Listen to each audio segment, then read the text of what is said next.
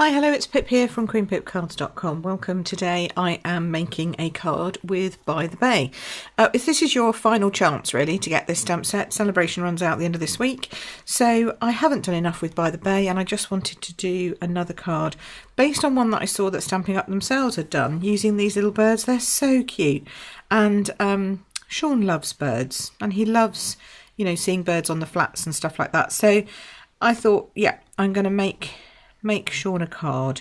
So I'm designing on the fly. I haven't actually done anything yet other than prep a piece of crumb cake cardstock which I've cut in half to give me my A5 card base. So take a piece of A4, cut it in half at 14.9 and then you're just going to fold it over and it works. So this is the short edge, this is the width of the A4, that's the height of the A4 and you're going to chop it off in half. Okay. I've brought myself in a little close, but I think I'm a little too close. Let's just... There we go. That's a bit better. Got to have room to move, otherwise you'll never see anything. Right, so that's going to be my card base. I want the card to go this way. Make sure I've got my leading edge. Actually, yep, that side. And I am going to do another crumb cake layer. And I know I want to use the corrugated deep embossing folder. And I have a picture in my head of what I want to do, so let's see if we can get that done. So I'm going to cut this at 10 centimetres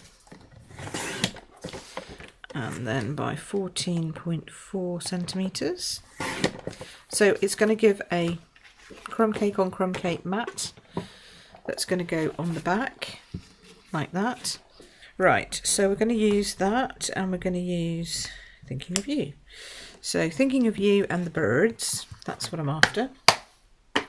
This is not going to be a very technically difficult card. I'm just playing. Because sometimes that's how you get your best. Certainly how I get my best stuff is just by playing. And I thought I would show you how I do that. So I have an offcut of a piece of Very Vanilla. And it roughly goes across the card. There's a bit of gap on either side, but I'm okay with that. And I've got my crumb cake ink pad here and the birds. I'm going to stand up because I need to be able to see over the top because we want to make sure we're straight. So, oh yeah, I didn't put that on the block very straight, did I? Let's get the water straight here. Yeah, that's pretty good. Not too bad. There we go. And then I'm going to do Thinking of You.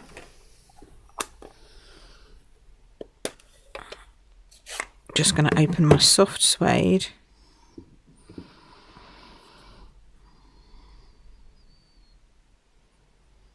Oh, too late. That's not bad, but it's got a little mark. Okay, let's try that again. Because it's not going well so far. So, Very Vanilla, crumb cake. Then definitely not straight on there. Actually, it doesn't seem to be completely straight throughout the whole stamp, but there we go. That's obviously artistic license. We're going to go here. Yeah, not bad. Here. Better. Okay, it's not too bad. Then I'm going to get my soft suede out again. I'm not even sure whether I like the Thinking of You. I did it again and I managed to just about get it in, but do you know what? I don't like it there. I'm going to come back to the Thinking of You. We're just going to go with this for the moment. Okay. So, now that the birds are kind of straight and don't have the Thinking of You, I'm going to go with my Balmy Blue ink pad. Alright, because we need a bit of sea, I think. I don't want very much. Just a small amount. And I'm just going to just whoosh that in there. Because they are dippers, these birds. Some kind of mud flat type wading bird thingies. Sean will probably know what they are. So they do need to have a bit of brown but also a bit of blue in there, just so that they can, just so they know that they're in water, because that's what they should be doing. Right, there we go. So that's that, and very subtle colour on the back, just so that it can tie in with what I'm doing on the rest of the card. Okay, so what am I doing on the rest of the card? So I like that. We like this. We'll take that offending piece off. I'm going to use the back of that and make a stamp with it. It needs something underneath, so it needs something on the back here. And I'm thinking that actually this cute little shell would look quite good as a random kind of pattern along the base here, tone on tone. So we're going to go with that. Get my right size block out. And I'm just stamping just a few shells along the base. It's not, you know, it's not bright in your face. It's just sort of, just to say I'm here. There we go. That's going to go on there. So there's just a little bit of texture coming in on the base. Then what I want to do is put some texture behind this piece. So I have a piece of balmy blue and I have a piece of soft suede. And I want to mat this balmy blue kind of under there. But I'm going to put a piece of soft suede, run it through the corrugated embossing folder before we do that. So let's move that off. Get the trusty Big Shot out. Okay. Now this is a corrugated, no, it is a corrugated, but it's a dynamic embossing folder. Okay. So because it's dynamic, it means it's extra thick. So being extra thick, you don't need your embossing plate. You also don't need your bottom plate. You just need a top cutting plate.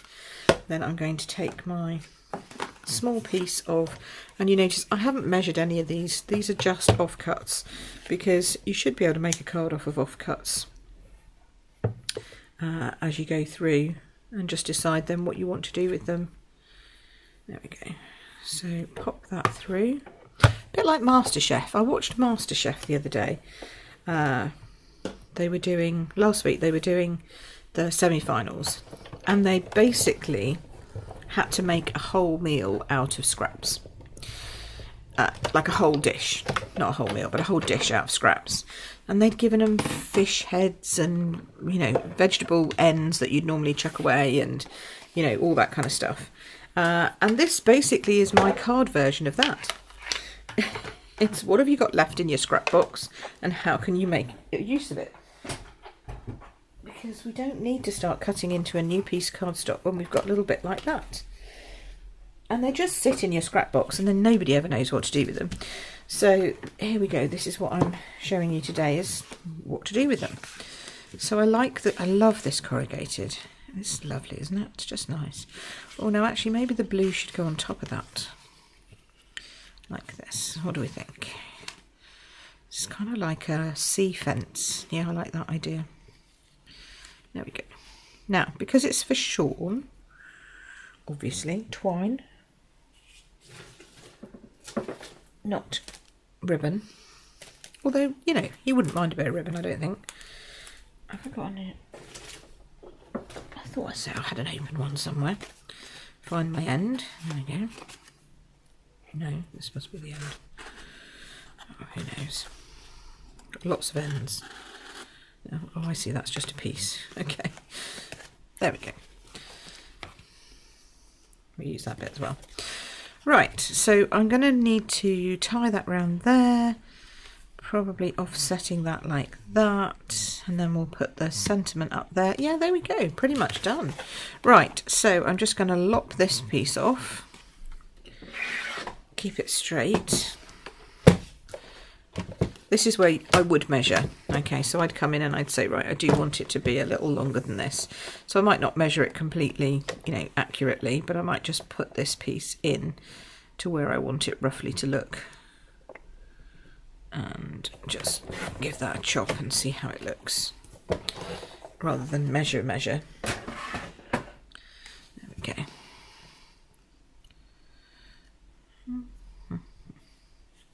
That way. Make that one straight to that one a crooked to that. Right, so remember then we had our thinking of you. Now let's get our little 1-inch circle punch out. Where did I put it? Over here. I'm going to... Do I want it with the bird's head in it? Probably not. So I'm going to take my early espresso. What I might do is I might just stamp it down here where there's a bit of rock. Oh no, that's not, that's soft suede, isn't it? Yeah, that was soft suede. Okay, it's not strong enough on top of the crumb cake, so we're going to turn that over. We're going to stamp that down there, thinking of you. And then I'm just going to punch it out. There we go, we're fine.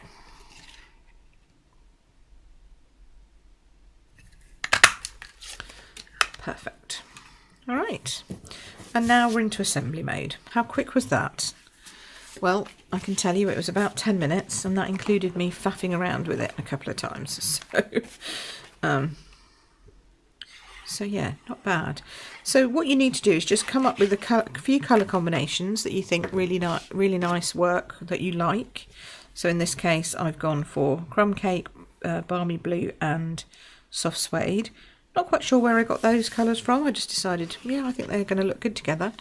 And then, you know, make a decision on what you kind of want to do. Now I'm putting quite a lot of glue on this piece because this piece is going to sit on the corrugated piece, and that's going to make it not have a very large sticking surface.